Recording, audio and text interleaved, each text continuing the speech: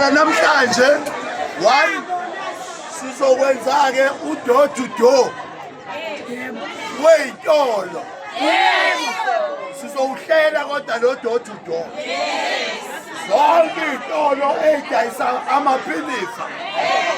sizohamba singene ngasinye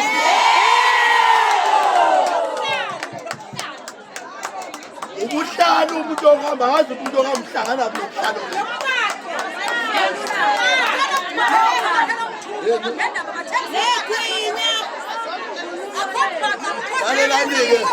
lalelani bafowethu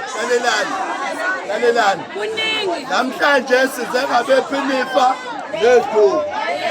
siyacela-ke nabo laba abadayisa amaveji faneke babuye beze la sizolungisa lento yeveji namafruit azovela adayiswe nje inqola egijima la engani nabo laba abadayisa amaveji umzila wabo lo akekho umuntu ozodayisa amaveji eSouth Africa esingawazi ukuthi athathwaphi so kunjalo nje bafowethu simele abantu thina once and for all